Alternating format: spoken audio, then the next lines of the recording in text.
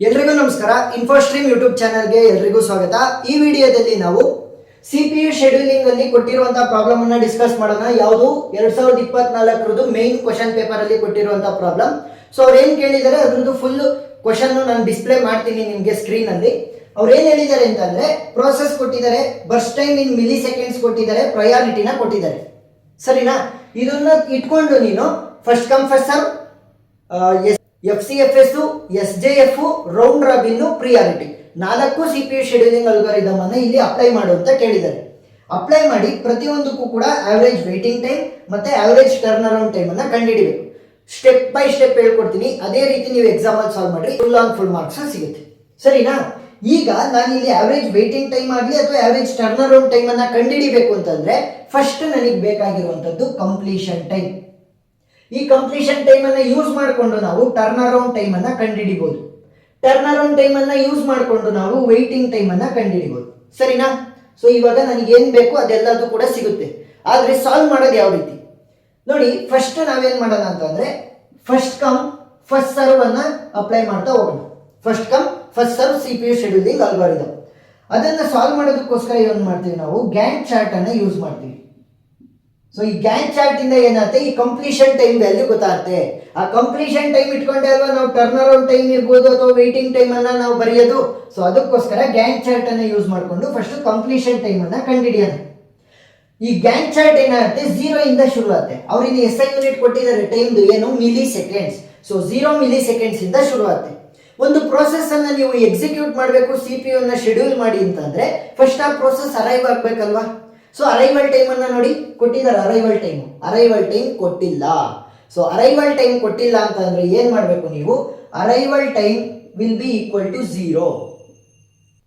So arrival time ಅನ್ನ ನೀವು 0 ಅಂತ ತಗೋಬೇಕು. ಅಂದ್ರೆ ಎಲ್ಲಾ ಪ್ರೋಸೆಸ್ಗಳು ಒಂದೇ ಟೈಮ್ ಅಲ್ಲಿ ಬಂದಿದ್ದಾವೆ. ಈಗ first come first serve apply ಮಾಡಬೇಕು ಅಂತಂದ್ರೆ ನನಗೆ ಅರೈವಲ್ ಟೈಮ್ ಬೇಕಿತ್ತು. ಅರೈವಲ್ ಟೈಮ್ ಇಲ್ಲ ಅಂತಂದ್ರೆ ಯಾವ ರೀತಿ ಮಾಡೋದು? So first come first serve ಅಲ್ಲಿ 2 ವೇರಿಯೇಷನ್ ಬರುತ್ತೆ. ಒಂದು ಮಾಮೂಲಿ FCFS, ಇನ್ನೊಂದು ಅರೈವಲ್ ಟೈಮ್ ಇಲ್ಲ ಅಂತಂದ್ರೆ ಯಾವ ರೀತಿ FCFS ಅನ್ನ ಅಪ್ಲೈ ಮಾಡ್ತೀವಿ ಅಂತ ನೋಡಿ. ಇಲ್ಲಿ ಅರೈವಲ್ ಟೈಮ್ ಅನ್ನ ಕೊಟ್ಟಿಲ್ಲ, FCFS ಅನ್ನ ಅಪ್ಲೈ ಮಾಡಬೇಕು. ಸಿಂಪಲ್ ಟ್ರಿಕ್ ಏನು ಅಂತಂದ್ರೆ ಅವರು ಏನ್ ಸೀಕ್ವೆನ್ಸ್ ಅಲ್ಲಿ ಪ್ರೋಸೆಸ್ ಗಳನ್ನ ಕೊಟ್ಟಿದಾರಲ್ವಾ ಅದೇ ಪ್ರೋಸೆಸ್ ಅಲ್ಲಿ ಎಕ್ಸಿಕ್ಯೂಟ್ ಮಾಡಿ. First process P1, next process P2, next process P3. So ಇವಾಗ ಅವ್ರು ಏನ್ ಹೇಳಿದ್ರೆ ಫಸ್ಟ್ ಕಮ್ ಫಸ್ಟ್ ಸರ್ವ್ ಅಲ್ಲ, ಇದು ನಾನ್ ಪ್ರಿಯಂಪ್ಟಿವ್ CPU ಶೆಡ್ಯೂಲಿಂಗ್. ಏನು ನಾನ್ ಪ್ರಿಯಂಪ್ಟಿವ್ CPU ಶೆಡ್ಯೂಲಿಂಗ್ ಮೇಜರ್ ಆಗಿ 2 ಬರೋದು, ಒಂದು ಪ್ರಿಯಂಪ್ಟಿವ್, ಇನ್ನೊಂದು ನಾನ್ ಪ್ರಿಯಂಪ್ಟಿವ್. ನಾನ್ ಪ್ರಿಯಂಪ್ಟಿವ್ ಏನ್ ಹೇಳುತ್ತೆ, ಒಂದು ಪ್ರೋಸೆಸ್ ಶುರು ಆಗಿದೆ ಅಂತಂದ್ರೆ ಅದು ಫುಲ್ ಕಂಪ್ಲೀಟ್ ಆಗೋವರೆಗೂ ನೀನ್ ಬೇರೆ ಪ್ರೋಸೆಸ್ಗೆ CPU ನ ಕೊಡಂಗಿಲ್ಲ. ಅಂದ್ರೆ ಈ ಪ್ರೋಸೆಸ್ P1 ಎಕ್ಸಿಕ್ಯೂಟ್ ಆಗ್ತಾ ಇದೆ ಅಂತ ಅನ್ಕೊಳ್ಳಿ, ಅದು ಫುಲ್ ಎಕ್ಸಿಕ್ಯೂಟ್ ಆಗೋದಕ್ಕೆ 24 ಮಿಲಿ ಸೆಕೆಂಡ್ಸ್ಗಳು ಬೇಕು. ಆ 24 ಮಿಲಿ ಸೆಕೆಂಡ್ಸ್ ಕೆಲಸ ಆಗೋವರೆಗೂ ಕೂಡ ನೀನು ಪ್ರೋಸೆಸ್ P2 ಗಾಗ್ಲಿ ಅಥವಾ ಪ್ರೋಸೆಸ್ P3 ಗಾಗ್ಲಿ ನೀನು CPU ನ ಅಲೋಕೇಟ್ ಮಾಡಂಗಿಲ್ಲ. ಒಂದು ಸಲ ಶುರು ಆದ್ರೆ ಎಕ್ಸಿಕ್ಯೂಷನ್ ಫುಲ್ ಆ ಪ್ರೋಸೆಸ್ ಕಂಪ್ಲೀಟ್ ಆಗ್ಬೇಕು. ಆ ರೀತಿ ನೀವು ಯೂಸ್ ಆಗುವಂತದ್ದು ಯಾವುದು, ನಾನ್ ಪ್ರಿಯಂಪ್ಟಿವ್. ಸೊ ಪ್ರಿಯಂಪ್ಟಿವ್ ಯಾವ ರೀತಿ ವರ್ಕ್ ಆಗುತ್ತೆ ಅಂತ ನಾನು ರೌಂಡ್ ರಾಬಿನ್ ಮತ್ತೆ ಪ್ರಿಯಾರಿಟಿಲಿ ಇಲ್ಲೇ ಹೇಳ್ಕೊಡ್ತಾ ಹೋಗ್ತೀನಿ. ಫಸ್ಟ್ ಕಮ್ ಫಸ್ಟ್ ಸರ್ವ್ ಮತ್ತೆ ಶಾರ್ಟೆಸ್ಟ್ ಜಾಬ್ ಫಸ್ಟ್ SJF ಎರಡು ಕೂಡ ನಾನ್ ಪ್ರಿಯಂಪ್ಟಿವ್. ಅಂದ್ರೆ ಒಂದು ಪ್ರೋಸೆಸ್ ಶುರು ಆದ್ರೆ ಫುಲ್ ಎಕ್ಸಿಕ್ಯೂಟ್ ಆಗುತ್ತೆ. ಈಗ ನಾನು ಹೇಳಿದೆ 0 ಮಿಲಿ ಸೆಕೆಂಡ್ಸ್ ಅಲ್ಲಿ ಬರಬೇಕಿತ್ತು, ಎಲ್ಲವೂ ಕೂಡ ಬಂದಿದ್ದಾವೆ. ಯಾಕಂತಂದ್ರೆ ಅರೈವಲ್ ಟೈಮ್ ಕೊಟ್ಟಿಲ್ಲ. ಸೊ ಅರೈವಲ್ ಟೈಮ್ ಅನ್ನ 0 ಅಂತ ಕನ್ಸಿಡರ್ ಮಾಡಿದ್ವಿ. ಸೇಮ್ ಪ್ರೊಸೀಜರ್ ಅಥವಾ ಸೀಕ್ವೆನ್ಸ್ ಅಲ್ಲಿ ಏನ್ ಕೊಟ್ಟಿದ್ದಾರೆ ಅದನ್ನೇ ನಾವು ಸಾಲ್ವ್ ಮಾಡ್ತಾ ಹೋಗೋಣ. ಫಸ್ಟ್ ಪ್ರೋಸೆಸ್ P1 ನಾನು ಹೇಳಿದ್ದೀನಿ already, it is a non preemptive technique. Full execute ಆಗಬೇಕು. ಪ್ರೋಸೆಸ್ P1 ಎಕ್ಸಿಕ್ಯೂಟ್ ಆಗೋದಕ್ಕೆ ಎಷ್ಟು ನಿಮಿಷ ಬೇಕು, 24 ಮಿಲಿ ಸೆಕೆಂಡ್ಸ್. ಸೊ 0 + 24 ಅಂತಂದ್ರೆ 24 ಮಿಲಿ ಸೆಕೆಂಡ್ಸ್ ಆಯ್ತು. ಈಗ ನಾವು 24 ಮಿಲಿ ಸೆಕೆಂಡ್ಸ್ ಕೆಲಸದಲ್ಲಿ ಇದೀವಿ ಅಂತಂದ್ರೆ ಅದ್ರ ಒಳಗಡೆ ಯಾವ್ಯಾವ ಪ್ರೋಸೆಸ್ ಬಂದಿದೆ ನೋಡಿ. ಇನ್ನ ಉಳಿದಿರುವಂತಹ P2 P3 ಎರಡು ಕೂಡ ಆಲ್ರೆಡಿ ಬಂದಿದೆ. 0 ಮಿಲಿ ಸೆಕೆಂಡ್ಸ್ ಅಲ್ಲಿ ಅವು ಆಲ್ರೆಡಿ ಬಂದಿದ್ದಾವೆ. 0 ಮಿಲಿ ಸೆಕೆಂಡ್ಸ್ ಅಲ್ಲಿ ಅವು ಆಲ್ರೆಡಿ ಬಂದಿದ್ದಾವೆ. ಅರೈವಲ್ ಟೈಮ್ ಕೊಟ್ಟಿಲ್ಲಲ್ವಾ, ಅದಕ್ಕೋಸ್ಕರ ಈಗ ಏನ್ ಮಾಡ್ಬೇಕು, ನೆಕ್ಸ್ಟ್ ಪ್ರೋಸೆಸ್ P2 ನ ಎಕ್ಸಿಕ್ಯೂಟ್ ಮಾಡ್ತೀನಿ. ಎಷ್ಟು ನಿಮಿಷ, 3 ಮಿಲಿ ಸೆಕೆಂಡ್ಸ್. ಸೊ 24 + 3 ಅಂತಂದ್ರೆ ಎಷ್ಟಾಯ್ತು, 27. ನೆಕ್ಸ್ಟ್ ಇನ್ನು ಉಳಿದಿರೋದು ಪ್ರೋಸೆಸ್ P3 ಮಾತ್ರ. ಸೊ ಪ್ರೋಸೆಸ್ P3 ಇದು ಎಷ್ಟು ನಿಮಿಷ ಬೇಕು, 3 ಮಿಲಿ ಸೆಕೆಂಡ್ಸ್. ಸೊ 3 ಅಂತ ಅಂದ್ರೆ 27 + 3 ವಿಲ್ ಬಿ 30. ಸೊ ಇವಾಗ 3 ಪ್ರೋಸೆಸ್ ಗಳನ್ನ ಕೊಟ್ಟಿದ್ರು, ಆ 3 ಕೂಡ ಎಕ್ಸಿಕ್ಯೂಟ್ ಆಗಿದೆ. ಇಲ್ಲಿ ನಾನು ಕರೆಕ್ಟಾಗಿ ಮಾಡಿದೀನೇ ಇಲ್ವಾ ಅಂತ ಯಾವ ರೀತಿ ಗೊತ್ತಾಗುತ್ತೆ ಗೊತ್ತಾ, ಇಲ್ಲಿ ಫೈನಲ್ ವ್ಯಾಲ್ಯೂ 30 ಇದೆ.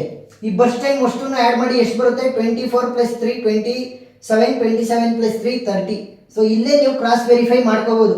ನಾನು ಇಲ್ಲಿ ಬಂದಿರುವಂತ ಬಸ್ ಟೈಮ್ ಮತ್ತೆ ಗ್ಯಾಂಗ್ ಚಾರ್ಟ್ ಅಲ್ಲಿ ಕೊನೆ ವ್ಯಾಲ್ಯೂ ಎರಡು ಕೂಡ ಸೇಮ್ ಇದ್ರೆ ನಾನು ಮಾಡಿರೋದು ಕರೆಕ್ಟ್, ಇಲ್ಲ ಅಂತಂದ್ರೆ ತಪ್ಪು ಅಂತ ಅರ್ಥ. ಸರಿನಾ? ಅದು ಒಂದು ಟ್ರಿಕ್, ವೆರಿಫೈ ಮಾಡ್ಕೊಳ್ಳೋದಕ್ಕಷ್ಟೇ. ಈಗ ಈ ಗ್ಯಾಂಗ್ ಚಾರ್ಟ್ ಅನ್ನು ಯೂಸ್ ಮಾಡಿಕೊಂಡು ಕಂಪ್ಲೀಷನ್ ಟೈಮ್ ಬರೆಯೋಣ. ಕಂಪ್ಲೀಷನ್ ಟೈಮ್ ಅಂದ್ರೆ ಏನು? ಒಂದು ಪ್ರೋಸೆಸ್ ಸ್ಟಾರ್ಟ್ ಆಗಿ ಅದು ಫುಲ್ ಎಕ್ಸಿಕ್ಯೂಟ್ ಆಗೋದಕ್ಕೆ ತಾಂಡಂತ ಟೈಮ್. ಪ್ರೋಸೆಸ್ P1 ಶುರುವಾಗಿದ್ದು 0th ಮಿನಿಟ್, ಕಂಪ್ಲೀಟ್ ಆಗಿದೆ ಅವಾಗ 24th minute. So full complete ಆಗಿದೆ 24th ಮಿನಿಟ್ ಅಲ್ಲಿ. ಎಸ್, 24 ಮಿಲಿ ಸೆಕೆಂಡ್ಸ್ದು ಅದಕ್ಕೆ ಬಸ್ ಟೈಮ್ ಇತ್ತು, ಅಂದ್ರೆ ಅಷ್ಟು ಕೆಲಸ ಆಗ್ಬೇಕಿತ್ತು. ಸೊ ಅದಷ್ಟು ಕೂಡ ಆಗಿದೆ. So 24 is the completion time. Next process P2 started at 24 but completed at 27. Process P3 complete ಆಗಿದ್ದು 30. ಈಗ ಎರಡು ಫಾರ್ಮುಲಾನ ಬರೀತೀನಿ. ಆ ಫಾರ್ಮುಲಾ ನಿಮಗೆ ಎಲ್ಲದಕ್ಕೂ ಬೇಕಾಗುತ್ತೆ CPU ಶೆಡ್ಯೂಲಿಂಗ್ ಅಲ್ಲಿ. ಮೊದಲನೇದು turn around time. Turn around time will be equal to completion time minus arrival time. ಸರಿನಾ? ಕಂಪ್ಲೀಷನ್ ಟೈಮ್ ನನಗಿದೆ ಇಲ್ಲಿ, ಬಟ್ ಅರೈವಲ್ ಟೈಮ್ ಏನು? ಅರೈವಲ್ ಟೈಮ್ 0 ಅಂತ ನಾನು ಆಲ್ರೆಡಿ ಹೇಳಿದ್ದೀನಿ. ಸೊ ಏನು ಮಾಡಬೇಕು? 24 minus 0 will be 24, 27 minus 0 will be 27, 30 minus 0 will be 30. Next waiting time ಅನ್ನ ಕಂಡುಹಿಡಿಯೋಣ. Waiting time will be equal to turn around time minus burst time. ನೋಡಿ, completion time ಮೇಲೆ turn around time depend, turn around time ಮೇಲೆ waiting time depend. ಆ ರೀತಿ. ಅದಕ್ಕೋಸ್ಕರ ನಾನು ಹೇಳಿದೆ ಫಸ್ಟ್ ಕಂಪ್ಲೀಷನ್ ಟೈಮ್ ಪಕ್ಕ ಕಂಡುಹಿಡ್ಕೊಂಡ್ರೆ ಇನ್ನು ಉಳಿದಿದ್ದೆಲ್ಲ easy. So waiting time will be turn around time minus burst time. 24 minus 24 ಅಂತ ಅಂದ್ರೆ 0, 27 ಮೈನಸ್ 3 ಅಂತ ಅಂದ್ರೆ 24, 30 ಮೈನಸ್ 3 ಅಂತ ಅಂದ್ರೆ 27. ಈಗ ಎಲ್ಲಾ ವ್ಯಾಲ್ಯೂಗಳನ್ನು ಕಂಡುಹಿಡ್ಕೊಂಡಿದ್ದೀವಿ. ಅವ್ರು ಏನ್ ಕೇಳಿರೋದು? ಆವರೇಜ್ ವೇಟಿಂಗ್ ಮತ್ತೆ average turn around time. So average ಯಾವ ರೀತಿ ಕಂಡುಹಿಡಿತೀರಾ? Average turn around time will be equal to, so turn around time ಕಾಲಮ್ದು ಅಷ್ಟು ವ್ಯಾಲ್ಯೂಗಳನ್ನ ಆಡ್ ಮಾಡಬೇಕು. 24 ಪ್ಲಸ್ 27 ಪ್ಲಸ್ 30 ಡಿವೈಡೆಡ್ ಬೈ ಎಷ್ಟು ಪ್ರೋಸೆಸ್ಗಳಿರೋದು ನಮಗೆ ಕೊಟ್ಟಿರುವಂತ ಕ್ವಶನ್ ಅಲ್ಲಿ 3. So divided by 3. So value ಏನಾಗುತ್ತೆ? 20 ಪ್ಲಸ್ 20 40, 47, 51, 51 ಪ್ಲಸ್ 30 ಅಂತಂದ್ರೆ 81 ಡಿವೈಡೆಡ್ ಬೈ 3. ಸೊ ಫ್ರಾಕ್ಷನ್ ಅಲ್ಲಾಗಾದ್ರೂ ಇಡಿ, ನೀವು ಡೆಸಿಮಲ್ ಆದ್ರಾಗಾದ್ರೂ ಇಡಿ. ಸೊ ಫ್ರಾಕ್ಷನ್ ಅಲ್ಲಿ ಇಟ್ರು ಸಾಕು. ನೆಕ್ಸ್ಟ್ ಆವರೇಜ್ ವೇಟಿಂಗ್ ಟೈಮ್ ಅಂತಂದ್ರೆ ಏನ್ ಮಾಡ್ತೀರಾ? So average waiting time will B ಅಷ್ಟನ್ನು ಕೂಡ ಆಡ್ ಮಾಡಬೇಕು. 0 ಪ್ಲಸ್ 24 ಪ್ಲಸ್ 27 ಡಿವೈಡೆಡ್ ಬೈ 3. 3 ಇಂದ ಯಾಕೆ? ಟೋಟಲ್ 3 ಪ್ರೋಸೆಸ್ ಇರೋದು. ಸೊ 24 ಪ್ಲಸ್ 27 ಅಂದ್ರೆ 20 20 40, 47 51. ಸೊ 51 ಡಿವೈಡೆಡ್ ಬೈ 3 ಡಿವೈಡ್ ಆಗುತ್ತೆ ನೋಡಿ. 3 1s are 3, 3 1s are 3 7s are 21. So 17 is the average waiting time. So ಇದೇ ರೀತಿ ನೀವೆಲ್ಲಾ ಪ್ರಾಬ್ಲಮ್ಗೂ ಕೂಡ ಆವರೇಜ್ ವೇಟಿಂಗ್ ಟೈಮ್ ಮತ್ತೆ ಆವರೇಜ್ ಟರ್ನ್ ಅರೌಂಡ್ ಟೈಮ್ ಅನ್ನ ಕಂಡುಹಿಡಿಬೇಕು ಅಂತ ಕ್ವಶನ್ ಅಲ್ಲಿ ಕೊಟ್ಟಿದ್ರು. ಸೊ ಮೊದಲನೇದಕ್ಕೆ ಸಾಲ್ವ್ ಮಾಡಿದೀವಿ. ನೆಕ್ಸ್ಟ್ SJF ಗೆ ಹೋಗೋಣ. ಸೊ ನೆಕ್ಸ್ಟ್ SJF ಕೂಡ ಒಂದು ನಾನ್ ಪ್ರಿಯಂಪ್ಟಿವ್ ಟೆಕ್ನಿಕ್. FCFS ಆಗಿರಲಿ, SJF ಆಗಿರಲಿ ಮತ್ತೆ CPU ಶೆಡ್ಯೂಲಿಂಗ್ ಆಗಿರಲಿ, ಅವರು ಪ್ರಿಯಾರಿಟಿನ ಕೊಟ್ಟಿದಾರಲ್ವಾ, ಕನ್ಸಿಡರ್ ಮಾಡಬೇಡ್ರಿ. ಪ್ರಿಯಾರಿಟಿ ಯೂಸ್ ಆಗೋದು ಕೇವಲ ಪ್ರಿಯಾರಿಟಿ CPU ಶೆಡ್ಯೂಲಿಂಗಿಗೆ ಹೊರತು ಅವರು ಪ್ರಿಯಾರಿಟಿನ ಕೊಟ್ಟು ಅಷ್ಟಕ್ಕೂ ಕೂಡ ಸಾಲ್ವ್ ಮಾಡ್ರಿ ಅಂತ ಕೇಳಿದಾಗ ನೀವು ಎಲ್ಲದಕ್ಕೂ ಪ್ರಿಯಾರಿಟಿನ ಅಪ್ಲೈ ಮಾಡಬೇಡ್ರಿ. ಏನು? FCFS, SJF, ರೌಂಡ್ ರಾಬಿನ್, ಆ ಮೂರಕ್ಕೂ ಕೂಡ ಇದನ್ನ ಈ ಕಾಲಮ್ ಅನ್ನ ಮರ್ತು ಬಿಡ್ಬೇಕು ನೀವು. ಪ್ರಯಾರಿಟಿ ಏನಕ್ಕೆ ಯೂಸ್ ಆಗೋದು? ಕೇವಲ ಪ್ರಯಾರಿಟಿ CPU ಶೆಡ್ಯೂಲಿಂಗಿಗೆ ಮಾತ್ರ. ಸರಿನಾ? ಇದು SJF ಬೇಕಾಗಿಲ್ಲ ನನಗೆ. It is a non preemptive technique. Next arrival time ಕೊಟ್ಟಿದಾರಾ? ಅರೈವಲ್ ಟೈಮ್ ಕೊಟ್ಟೇ ಇಲ್ಲ ಅಂತ ಅಂದ್ರೆ ಇದುವಾಗ್ಲೂ ಕೂಡ ಅರೈವಲ್ ಟೈಮ್ 0, ಅಂದ್ರೆ ಎಲ್ಲಾ ಪ್ರೋಸೆಸ್ಗಳು ಒಂದೇ ಟೈಮ್ ಅಲ್ಲಿ ಬಂದಿದೆ. ಈಗ ನಾನೇನ್ ಕಂಡುಹಿಡಬೇಕು? Same average waiting time, average turn around time ಅವೆರಡು ಬೇಕು ಅಂತಂದ್ರೆ ಕಂಪ್ಲೀಷನ್ ಟೈಮ್ ಅನ್ನ ಕಂಡುಹಿಡಬೇಕು. ಕಂಪ್ಲೀಷನ್ ಟೈಮ್ ಅನ್ನ ಕಂಡುಹಿಡಿಯೋದಕ್ಕೋಸ್ಕರ ನಾವು ಗ್ಯಾಂಟ್ ಚಾರ್ಟ್ ಅನ್ನ ಯೂಸ್ ಮಾಡ್ತೀವಿ, which will be starting from 0. So ಇವಾಗ 0 ಮಿಲಿ ಸೆಕೆಂಡ್ ಒಳಗಡೆ ಯಾವ್ಯಾವ ಪ್ರೋಸೆಸ್ ಬಂದಿದೆ? ಎಲ್ಲಾ ಪ್ರೋಸೆಸ್ಗಳು ಬಂದಿವೆ. ಯಾಕಂತಂದ್ರೆ arrival time is equal to 0. Next ಇವಾಗ ನಾವು SJF ಅನ್ನ ಅಪ್ಲೈ ಮಾಡ್ತಿದೀವಿ. SJF ಅಂತಂದ್ರೆ ಏನು? Shortest job first. ಯಾರಿಗೆ ಕಡಿಮೆ ಕೆಲಸ ಇರುತ್ತೆ ಎಕ್ಸಿಕ್ಯೂಟ್ ಆಗೋದಕ್ಕೆ ಅವ್ರನ್ನ ಫಸ್ಟ್ ಎಕ್ಸಿಕ್ಯೂಟ್ ಮಾಡ್ರಿ. ಅಂದ್ರೆ ಈ ಬಸ್ ಟೈಮ್ ಅನ್ನ ನೋಡ್ಬೇಕು. ಯಾರಿಗೆ ಕಡಿಮೆ ಟೈಮ್ ಸಾಕು ಎಕ್ಸಿಕ್ಯೂಟ್ ಫುಲ್ ಆಗೋದಕ್ಕೆ ಅಂತ ಇರುತ್ತಲ್ಲ, ಆ ಪ್ರೋಸೆಸ್ ಅನ್ನ ಫಸ್ಟ್ ಎಕ್ಸಿಕ್ಯೂಟ್ ಮಾಡ್ಬಿಡೋಣ. ಆಮೇಲೆ ದೊಡ್ಡದಿರುವಂತದ್ದು. ಸರಿನಾ? ಫಸ್ಟ್ ಸ್ಮಾಲ್ ಕೆಲಸನ ಮುಗಿಸ್ಕೋಬೇಕು, ಆಮೇಲೆ ಬಿಗ್ಗರ್ ಒನ್. ಅದೇ ರೀತಿ ನೀವು ನೋಡಿದ್ರೆ P2 ಮತ್ತೆ P3 ಎರಡಕ್ಕೂ ಕೂಡ ಬರ್ಸ್ಟ್ ಟೈಮ್ ಏನಿದೆ? 3 ಇದೆ. ಕಡಿಮೆ ಅಂತ ಅಂದ್ರೆ ಇಲ್ಲಿ 24 3 3 ಇದೆ. ಇವೆರಡರಲ್ಲಿ ಇವೆರಡಕ್ಕೂ ಕೂಡ 3 3 ಇದೆ. ಅದರ ಜೊತೆ ಏನಾಗಿದೆ? ನನಗೆ ಅರೈವಲ್ ಟೈಮ್ ಕೊಟ್ಟಿಲ್ಲ. ಅರೈವಲ್ ಟೈಮ್ ಆದ್ರೂ ಕೊಟ್ಟಿದ್ರೆ ಇವರಿಬ್ಬರಲ್ಲಿ ಯಾರು ಫಸ್ಟ್ ಬಂದಿದ್ರು ಅವ್ರನ್ನ ಎಕ್ಸಿಕ್ಯೂಟ್ ಮಾಡ್ಬಿಡ್ತಾ ಇದ್ದೆ. ಬಟ್ ಇಲ್ಲಿ ಅರೈವಲ್ ಟೈಮು ಕೊಟ್ಟಿಲ್ಲ. ಸೊ ಏನ್ ಮಾಡಬೇಕು? Same sequence P2 P3 first sequence ಅಲ್ಲಿ ಯಾರನ್ನ ಫಸ್ಟ್ ಕೊಟ್ಟಿರೋದು P2 ನ ಫಸ್ಟ್ ಕೊಟ್ಟಿದ್ದಾರೆ, ಆಮೇಲೆ P3 ಬಂದಿದೆ. ಸೊ ಫಸ್ಟ್ P2 ನ ಎಕ್ಸಿಕ್ಯೂಟ್ ಮಾಡೋಣ. Since it is non preemptive full execute ಮಾಡಬೇಕು. 0 + 3 ವಿಲ್ ಬಿ 3. P2 ಎಕ್ಸಿಕ್ಯೂಟ್ ಆಗಿದೆ. ಇನ್ನ ಎರಡು ಪ್ರೋಸೆಸ್ಗಳು ಉಳ್ಕೊಂಡಿದೆ, P1 P3. 3 ಮಿಲಿ ಸೆಕೆಂಡ್ ಒಳಗಡೆ ಯಾವ ಪ್ರೋಸೆಸ್ ಬಂದಿದೆ, ಎಲ್ಲವೂ ಅರೈವ್ಡ್. ಸೊ ಎಲ್ಲವೂ ಕೂಡ ಆಲ್ರೆಡಿ ಬಂದಿದೆ, arrived at the 0 milli second. Process P1 P3 burst time ಅನ್ನ ನೋಡಿ, ಯಾರಿಗೆ ಕಡಿಮೆ ಇರೋದು P3. ಸೊ P3 ನ ರನ್ ಮಾಡಬೇಕು. ಎಷ್ಟು ನಿಮಿಷ, 3 ಮಿನಿಟ್ಸ್. ಅದು ಫುಲ್ ಎಕ್ಸಿಕ್ಯೂಟ್ ಆಗೋದಕ್ಕೆ 3. ಸೊ ಎಷ್ಟು ನಿಮಿಷ, 3 ಮಿಲಿ ಸೆಕೆಂಡ್ಸ್. ಯಾಕಂತಂದ್ರೆ ಅದು ಫುಲ್ ಎಕ್ಸಿಕ್ಯೂಟ್ ಆಗೋದಕ್ಕೆ 3 ಮಿಲಿ ಸೆಕೆಂಡ್ಸ್ ಬೇಕು. 3 + 3 will be 6.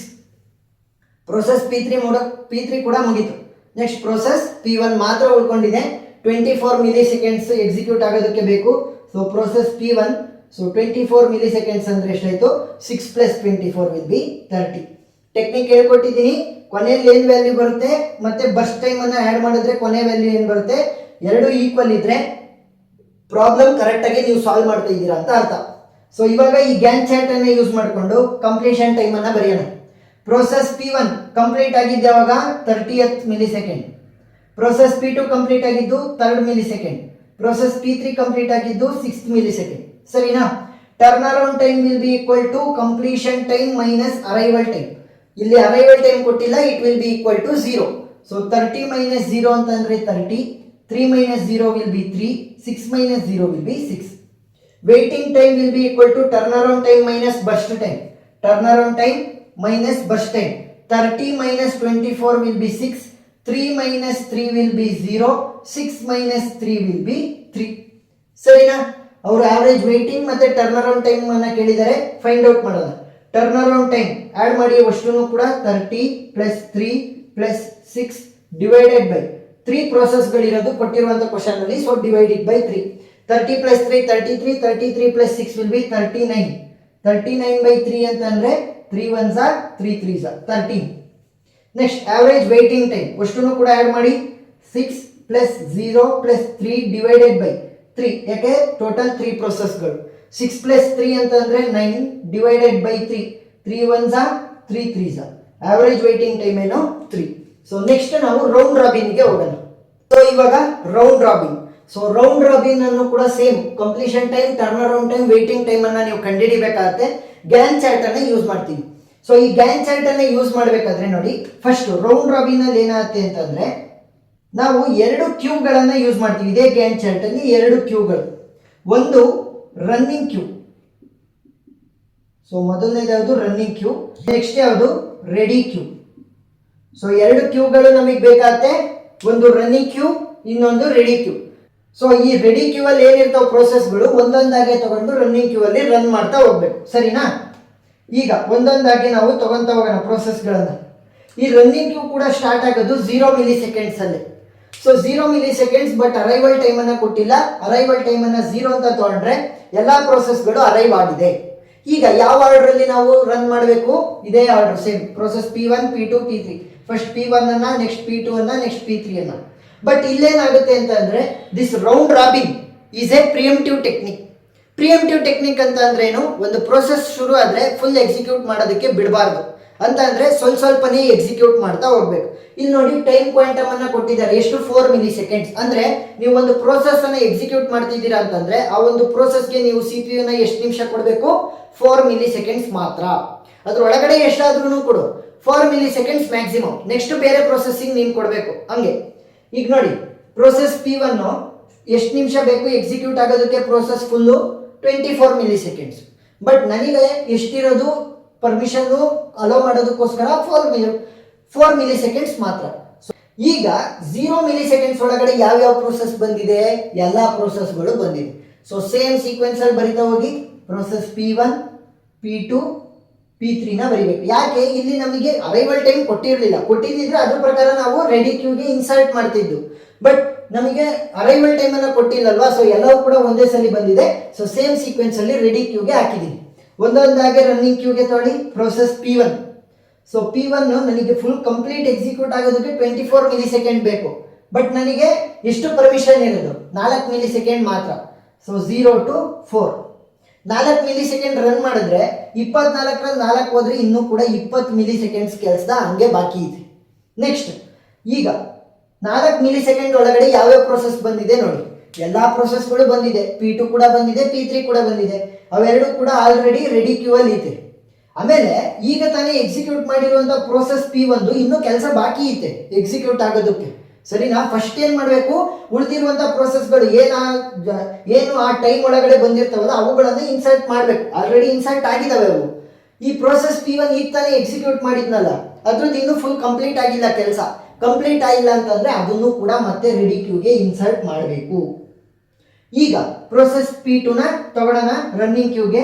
Process P2ಗೆ run full ಆಗೋದಕ್ಕೆ ಎಷ್ಟು ಬೇಕು? 3 ಮಿಲಿ ಸೆಕೆಂಡ್ಸ್ ಮಾತ್ರ. ನನಗೆ ಪರ್ಮಿಷನ್ ಇರೋದು 4 ಮಿಲಿ ಸೆಕೆಂಡ್ಸ್ ರನ್ ಮಾಡಪ್ಪ ಅಂತ. ಬಟ್ ನನಗೆ 3 ಮಿಲಿ ಸೆಕೆಂಡ್ಸ್ ಅಲ್ಲೇ ಕೆಲಸ ಆಗುತ್ತೆ ಅಂತಂದ್ರೆ ಒಂದು ಎಕ್ಸ್ಟ್ರಾ ಏನಕ್ಕೆ ರನ್ ಮಾಡೋದು? ಸೊ 3 ಮಿಲಿ ಸೆಕೆಂಡ್ ಮಾತ್ರ ರನ್ ಮಾಡಿ. 4 + 3 ವಿಲ್ ಬಿ 7. ಸೊ ಇವಾಗ ಪ್ರೋಸೆಸ್ P2ದು ಕೆಲಸ ಮುಗಿದಿತ್ತು. ಇನ್ನ ಉಳಿದಿರೋದು ಪ್ರೋಸೆಸ್ P1 ಮತ್ತೆ P3. ಸೊ ಅವುಗಳು ಆಲ್ರೆಡಿ ರೆಡಿ ಕ್ಯೂ ಅಲ್ಲಿ ಇದೆ, ಮತ್ತೆ ಇನ್ಸರ್ಟ್ ಮಾಡುವಂತ ಅವಶ್ಯಕತೆನೇ ಇಲ್ಲ. ಸೊ ಪ್ರೋಸೆಸ್ P3 ನ ತೋಳಿ ರನ್ನಿಂಗ್ ಕ್ಯೂಗೆ. P3 ಫುಲ್ ಎಕ್ಸಿಕ್ಯೂಟ್ ಆಗೋದಕ್ಕೆ ಎಷ್ಟು ನಿಮಿಷ ಬೇಕು? 3 ಮಿಲಿ ಸೆಕೆಂಡ್ಸ್. ನನಗೆ ಪರ್ಮಿಷನ್ ಇರೋದು 4 ಮಿಲಿ ಸೆಕೆಂಡ್ಸ್. ಸೊ ಏನ್ ಮಾಡ್ಬೋದು, ಡೈರೆಕ್ಟ್ ಆಗಿ 3 ಮಿಲಿ ಸೆಕೆಂಡ್ ರನ್ ಮಾಡ್ಬೋದು. 7 + 3 ವಿಲ್ ಬಿ 10. ಪ್ರೋಸೆಸ್ P3 ಕೂಡ ಮುಗೀತು. ಇನ್ನ ಉಳಿದಿರೋದು ಪ್ರೋಸೆಸ್ P1 ಅನ್ನೇ. ಅದನ್ನ ನೀವು ಕ್ವಾಂಟಮ್ ಪ್ರಕಾರನಾದ್ರೂ ರನ್ ಮಾಡ್ರಿ, ಇಲ್ಲ ಅಂತಂದ್ರೆ ಒಂದೇ ಸಲಿನಾದ್ರೂ ರನ್ ಮಾಡ್ರಿ, ಸೇಮ್. ಯಾಕಂತಂದ್ರೆ ಈಗ ಪ್ರೋಸೆಸ್ P1 ಮಾತ್ರ ಬಾಕಿ ಇದೆ ಅಲ್ವಾ. ಸೊ ಪ್ರೋಸೆಸ್ P1 ಅನ್ನ ಕ್ವಾಂಟಮ್ ಪ್ರಕಾರ 4 ಮಿಲಿ ಸೆಕೆಂಡ್, 14, 18, 22, 26, 30 ಆ ರೀತಿ ಬರೆಯೋದ್ರ ಬದಲು ಒಂದೇ ಸಲ ನಾನು ಬರ್ಕೊಡ್ತೀನಿ. ಸುಮ್ಮನೆ ಇಷ್ಟು ಉದ್ದ 4 ಮಿಲಿ ಸೆಕೆಂಡ್ ರನ್ ಮಾಡಿದ್ದೀನಿ ಅಂತ ತೋರಿಸೋದ್ರ ಬದಲು ಒಂದೇ ಪ್ರೋಸೆಸ್ ಇರೋದು, ಅದೆಷ್ಟು ರನ್ ಆಗಿರುತ್ತೆ, ಇನ್ನು ಉಳಿದಿರುವಂತ 20 ಮಿಲಿ ಸೆಕೆಂಡ್ಸ್ ಒಂದೇ ಸಲ ರನ್ ಮಾಡಿಸ್ಬಿಡ್ತೀನಿ ಅಷ್ಟೇ. ಯಾಕಂತಂದ್ರೆ ಒಂದೇ ಪ್ರೋಸೆಸ್ ಅಲ್ವಾ ಇರೋದು, ಸೊ ಅದಕ್ಕೋಸ್ಕರ. ಸೊ 10 + 20 ಅಂತಂದ್ರೆ 30. ಇಲ್ಲೂ ಕೂಡ 30. Total burst time is 30. ನನ್ನ ಪ್ರಾಬ್ಲಮ್ ಕರೆಕ್ಟ್ ಇದೆ. ಈಗ ಕಂಪ್ಲೀಷನ್ ಟೈಮ್ ಅನ್ನ ಫಿಲ್ ಮಾಡಿ. ಸೊ ಪ್ರೋಸೆಸ್ P1 ಶುರುವಾಗಿದ್ದು 0th ಮಿನಿಟ್, ಕಂಪ್ಲೀಟ್ ಆಗಿದ್ದು 30th minute. Started at 0 but completed at 30th milli seconds. Next process P2 complete ಆಗಿದ್ದು ಯಾವಾಗ? 7 milli seconds. Process P3 complete ಆಗಿದ್ದು 10 milli seconds. Turn around time will B completion time minus arrival time. Arrival time ಕೊಟ್ಟಿಲ್ಲ ಅಂತಂದ್ರೆ 0. 7 - 0 ಅಂತಂದ್ರೆ 7. 10 - 0 ಅಂತಂದ್ರೆ 10. Last one waiting time.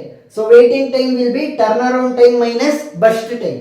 Turn around time ಇಲ್ಲಿದೆ, burst time ಇಲ್ಲಿದೆ. So 30 - 24 ಅವ್ರೇನು ಕ್ವಶನ್ ಅಲ್ಲಿ ಬರ್ಸ್ಟ್ ಟೈಮ್ ಕೊಟ್ಟಿರ್ತಾರೆ ಅದು. ಸೊ 30 - 24 ಅಂತಂದ್ರೆ 6. 7 - 3 ಅಂತಂದ್ರೆ 4. 10 - 3 ಅಂತಂದ್ರೆ 7. ಸೊ ಇದನ್ನ ಯೂಸ್ ಮಾಡಿಕೊಂಡು ನೀವು average turn around time, waiting time ಅನ್ನ ಕಂಡುಹಿಡಿಬಹುದಾ? ಎಸ್, ಕಂಡುಹಿಡಿಬಹುದು. ಸೊ ಪ್ರಾಬ್ಲಮ್ ತುಂಬಾ ಲೆಂತಿ ಆಗುತ್ತೆ ವಿಡಿಯೋ, ಅದಕ್ಕೋಸ್ಕರ ನಾನು ಇಲ್ಲಿ ಬರೀತಿಲ್ಲ ಅಷ್ಟೇ, ಸಾರಿ. ನೀವು ಕಂಡುಹಿಡ್ಕೊಳ್ಳಿ, ಈಸಿ ಟೆಕ್ನಿಕ್ ಅಲ್ವಾ, ಯಾವ ರೀತಿ ಸಾಲ್ವ್ ಮಾಡೋದು ಅಂತ ಹೇಳಿದ್ದೀನಿ. ಅಷ್ಟನ್ನು ಆ್ಯಡ್ ಮಾಡಿ ಡಿವೈಡ್ ಬೈ 3, ಅಷ್ಟನ್ನು ಆ್ಯಡ್ ಮಾಡಿ ಡಿವೈಡ್ ಬೈ 3 ಆನ್ಸರ್ ಸಿಗುತ್ತೆ. ಸರಿನಾ? ಸೊ ನೆಕ್ಸ್ಟ್ ಲಾಸ್ಟ್ ಒನ್ ಪ್ರಯಾರಿಟಿಗೆ ಹೋಗೋಣ. Last one priority CPU scheduling. So ಇದು ಕೂಡ ಪ್ರಿಯಂಟಿವ್ ಅಂತಂದ್ರೇನು? ಸ್ವಲ್ಪ ಸೆಕೆಂಡ್ಸ್ ಓಡಿಸ್ಬೇಕು, ಆಮೇಲೆ ಬೇರೆದೊಂದು ಪ್ರೊಸೆಸ್ಗೆ CPU ನ ಕೊಡಬೇಕು. ಒಂದೇ ಸ್ಟ್ರೆಚ್ ಅಲ್ಲಿ ನೀವು ರನ್ ಮಾಡಂಗಿಲ್ಲ. ಈಗ ಪ್ರಿಯಾರಿಟಿ ಕಾಲಮ್ ಅನ್ನು ನಾವು ಯೂಸ್ ಮಾಡ್ಕೊಂತೀವಿ ಪ್ರಿಯಾರಿಟಿ CPU ಶೆಡ್ಯೂಲಿಂಗ್. ಸರಿನಾ?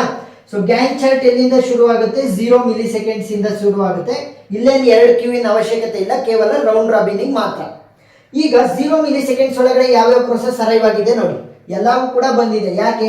ಅರೈವಲ್ ಟೈಮ್ ಅನ್ನ ಕೊಟ್ಟಿಲ್ಲ. ಅರೈವಲ್ ಟೈಮ್ ಕೊಟ್ಟಿಲ್ಲ ಅಂತ ಅಂದ್ರೆ arrival time will be equal to 0. ಎಲ್ಲಾ ಪ್ರೋಸೆಸ್ಗಳು ಬಂದಿದೆ.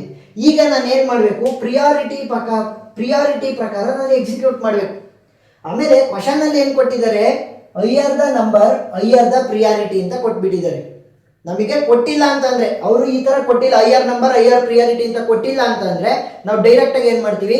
Lower the value higher the priority. So ಆ ಪ್ರಾಬ್ಲಮ್ಗಳು ವಿಡಿಯೋ ಲಿಂಕ್ ನಿಮಗೆ ಡಿಸ್ಕ್ರಿಪ್ಷನ್ ಅಲ್ಲಿ ಸಿಗುತ್ತೆ, ನೋಡ್ಬೋದು. ಅಂದ್ರೆ ಏನು? ಫಸ್ಟ್ ಪ್ಲೇಸ್ ಒಬ್ಬ ಇರ್ತಾನೆ, ಸೆಕೆಂಡ್ ಪ್ಲೇಸ್ ಒಬ್ಬ ಇರ್ತಾನೆ, ಥರ್ಡ್ ಪ್ಲೇಸ್ ಒಬ್ಬ ಇರ್ತಾನೆ. ಯಾವ್ದಾದ್ರು ಒಂದು ರನ್ನಿಂಗ್ ಕಾಂಪಿಟೇಷನ್ ಅಲ್ಲಿ ಫಸ್ಟ್ ಪ್ರಿಫರೆನ್ಸ್ ಯಾರಿಗೆ? ಫಸ್ಟ್ ಹೊಡೆದವನಿಗೆ ತಾನೆ, ಫಸ್ಟ್ ಪ್ಲೇಸ್ ತಂಡವನಿಗೆ. ಹಂಗೆ lower the value higher the priority ಯಾವಾಗ ಅವ್ರು ಕೊಟ್ಟಿಲ್ಲ ಅಂತಂದ್ರೆ. ಬಟ್ ಇಲ್ಲೇನಂತ ಕೊಟ್ಟರೆ, ಅವ್ರು ಕೊಟ್ಟಿದ್ದಾರೆ ಹೈಯರ್ ದಿ ನಂಬರ್ ಅನ್ನ ಹೈಯರ್ ಪ್ರಿಯಾರಿಟಿ ಅಂತ ಕನ್ಸಿಡರ್ ಮಾಡ್ರಿ ಅಂತ. ಇವಾಗ ಪ್ರಿಯಾರಿಟಿ ಯಾರಿಗೆ ಜಾಸ್ತಿ ಇರುತ್ತೆ? 1ಗೂ 2ಗೂ 3ಗೂ? 3ಗೆ ಅಲ್ವಾ? 3 ಆದ್ಮೇಲೆ 2ಗೆ, ಆಮೇಲೆ 1ಗೆ ಅಲ್ವಾ? ಸೊ ಆ ರೀತಿ higher the value higher priority ಈ ಒಂದು ಪ್ರಾಬ್ಲಮಿಗೆ ಮಾತ್ರ. ಯಾಕೆ? ಅವರು ಹೈಯರ್ ನಂಬರ್ ಹೈಯರ್ ಪ್ರಿಯಾರಿಟಿ ಅಂತ ಕೊಟ್ಟಿದ್ದಾರೆ. ಕೊಟ್ಟಿಲ್ಲ ಅಂತಂದ್ರೆ lower the number higher the priority. ನೆನಪಿರ್ಲಿ, ಕನ್ಫ್ಯೂಷನ್ ಆಗ್ಬಿಡುತ್ತೆ, ಪ್ರಾಬ್ಲಮ್ಗಳು ತುಂಬಾ ರಾಂಗ್ ಆಗುವಂತ ಸಾಧ್ಯತೆ ಇದರಿಂದನೇ. ಅವ್ರು ಕೊಟ್ಟಿರ್ತಾರೆ, ಅದನ್ನ ನೀವು ಫಾಲೋ ಮಾಡಲ್ಲ.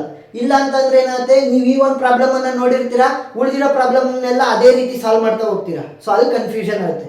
ಕೊಟ್ಟಿಲ್ಲ ಅಂತಂದ್ರೆ lower the value higher priority, ಇಲ್ಲಿ ಕೊಟ್ಟಿದ್ದಾರೆ ಅದಕ್ಕೋಸ್ಕರ higher the value higher priority. ಸರಿನಾ?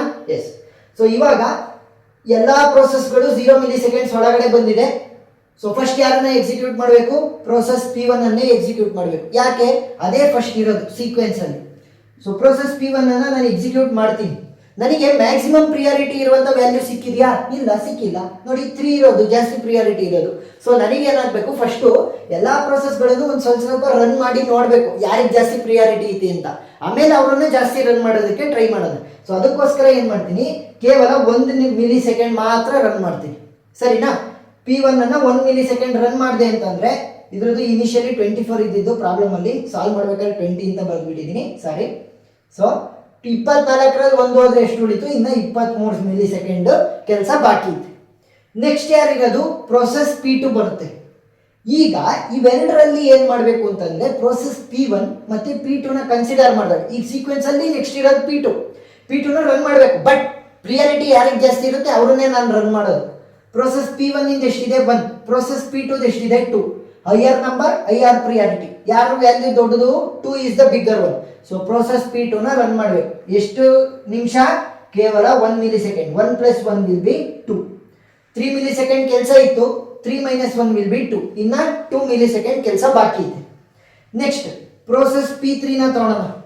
ಸೊ ಇವಾಗ 3 ಪ್ರೋಸೆಸ್ ಇದೆ. 3 ಪ್ರೋಸೆಸ್ ಅಲ್ಲಿ ಯಾರಿಗೆ ಫಸ್ಟ್ ಪ್ರಯಾರಿಟಿ ಸಿಗುತ್ತೆ? Higher number higher priority. 1 2 3 ಯಾರಿಗೆ ಜಾಸ್ತಿ ಇರೋದು? ವ್ಯಾಲ್ಯೂ 3. ಸೊ ಪ್ರಯಾರಿಟಿ ಯಾರಿಗೆ ಜಾಸ್ತಿ? P3 ಗೆ. ಸೊ P3 ಅನ್ನ ಎಷ್ಟು ಸೆಕೆಂಡ್ ರನ್ ಮಾಡ್ತೀನಿ? 1 ಸೆಕೆಂಡ್. 2 + 1 will be 3. ಸೊ ಇವಾಗ ಇನ್ನೂ 2 ಮಿಲಿ ಸೆಕೆಂಡ್ ಕೆಲಸ ಬಾಕಿ ಇದೆ. ಈಗ ಮೂರೂ ಕೂಡ ಪ್ರೋಸೆಸ್ಗಳನ್ನ ನಾನು ಆಲ್ರೆಡಿ 1 ನಿಮಿಷ ಎಕ್ಸಿಕ್ಯೂಟ್ ಮಾಡಿ ನೋಡಿದ್ದೀನಿ. ಈಗ ಪ್ರಯಾರಿಟಿ ಯಾರಿಗೆ ಜಾಸ್ತಿ ಇರೋದು? ಪ್ರೋಸೆಸ್ P3 ಗೆ. ಯಾಕೆ? Higher value higher priority. ಈಗ ನಾನು ಇನ್ನೂ 1 ಸೆಕೆಂಡ್ ಓಡಿಸಿದೆ ಅಂತ ಅನ್ಕೊಳ್ಳಿ, 1 ಮಿಲಿ ಸೆಕೆಂಡ್ ಓಡಿಸಿದೆ ಅಂತ ಅನ್ಕೊಳ್ಳಿ. ಯಾಕೆ? ಪ್ರಿಯಾರಿಟಿ ಜಾಸ್ತಿ ಇದೆ, P3 ನೇ ಬರಿಬೇಕು. ಇನ್ನೂ 1 ಮಿಲಿ ಸೆಕೆಂಡ್ಸ್ ಓಡಿಸಿದೆ ಅಂತಂದ್ರೆ ಇನ್ನ 1 ಮಿಲಿ ಸೆಕೆಂಡ್ ಬಾಕಿ ಉಳ್ಕೊಳುತ್ತೆ. ಮತ್ತೆ ಈ 3 ಪ್ರೋಸೆಸ್ಗಳಲ್ಲಿ ಪ್ರಿಯಾರಿಟಿ ಜಾಸ್ತಿ P3 ಗೆನೆ ಸಿಗೋದು. ಸೊ ಏನ್ ಮಾಡೋಣ, ಇನ್ನ 2 ಸೆಕೆಂಡ್ ಉಳ್ಕೊಂಡಿತ್ತಲ್ವಾ? ಸೊ 2 ಸೆಕೆಂಡ್ ಡೈರೆಕ್ಟ್ ಆಗಿ ರನ್ ಮಾಡೋಣ. ಯಾರನ್ನ? P3 ನ. So 3 + 2 will be 5. ಯಾಕೆ? 1 ಸೆಕೆಂಡ್ ರನ್ ಮಾಡಿದ್ರು ಅಷ್ಟೇ, ಒಂದೇ ಸಲ ರನ್ ಮಾಡಿದ್ರು ಅಷ್ಟೇ. ಪ್ರಯಾರಿಟಿ ಯಾರಿಗೆ ಜಾಸ್ತಿ ಅವರನ್ನೇ ನೀವು ಫಸ್ಟ್ ಜಾಸ್ತಿ ಎಕ್ಸಿಕ್ಯೂಟ್ ಮಾಡಬೇಕು. ಸೊ ಇವಾಗ ಏನಾಯ್ತು? ಪ್ರೋಸೆಸ್ P3 ಫುಲ್ ಆಯ್ತು, ಅಂದ್ರೆ ಫುಲ್ ಎಕ್ಸಿಕ್ಯೂಟ್ ಆಗಿದೆ. ಇನ್ನ ಪ್ರೋಸೆಸ್ P1 P2 ಮಾತ್ರ ಬಾಕಿ ಇರೋದು. P1 P2 ಅಲ್ಲಿ ಯಾರಿಗಪ್ಪ ಪ್ರಯಾರಿಟಿ ಜಾಸ್ತಿ? Higher value higher priority. So process P2. Process P2 ಇನ್ನು 2 ಸೆಕೆಂಡ್ ಕೆಲಸ ಇದೆ. 1 ಸೆಕೆಂಡ್ ರನ್ ಮಾಡಿದೆ ಅಂತ ಅನ್ಕೊಳ್ಳಿ, 1 ಮಿಲಿ ಸೆಕೆಂಡ್. ಇನ್ನು 1 ಮಿಲಿ ಸೆಕೆಂಡ್ ಬಾಕಿ ಉಳ್ಕೊಂತು. ಮತ್ತೆ priority higher the value higher priority process P2 ಗೆ ಸಿಗುತ್ತೆ. ಮತ್ತೆ ರನ್ ಮಾಡಬೇಕು. ಅದ್ರ ಬದಲು ಏನ್ ಮಾಡ್ತೀನಿ, 2 ಮಿಲಿ ಸೆಕೆಂಡ್ ಒಂದೇ ಸಲ ರನ್ ಮಾಡ್ತೀನಿ. ಪ್ರೋಸೆಸ್ P2 7 + 5 + 2 ಅಂತಂದ್ರೆ 7. ನೆಕ್ಸ್ಟ್ ಇನ್ನ ಒಂದೇ ಒಂದು ಪ್ರೋಸೆಸ್ ಉಳಿದಿರೋದು. ಒಂದೇ ಒಂದು ಉಳಿದಿದೆ ಅಂತಂದ್ರೆ ಅದನ್ನ ಒಂದೇ ಸಲ ರನ್ ಮಾಡಿಬಿಡ್ರಿ. ಏನಕ್ಕಾಗಲ್ಲ 1 ಸೆಕೆಂಡ್ ಅಂತ ಬರೆಯೋದು. ಸೊ ಒಂದೇ ಪ್ರೋಸೆಸ್, ಆ ಒಂದು ಪ್ರೋಸೆಸ್ ಅನ್ನ ಒಂದೇ ಸಲ ರನ್ ಮಾಡಿ. ಸೊ ಇವಾಗ ಇನ್ನು 23 ಮಿಲಿ ಸೆಕೆಂಡ್ಸ್ ಕೆಲಸ ಬಾಕಿ ಇದೆ ಪ್ರೋಸೆಸ್ P1. ಒಂದೇ ಒಂದಿರೋದ್ರಿಂದ ಅದನ್ನೇ ರನ್ ಮಾಡೋದ್ರಾಯ್ತು.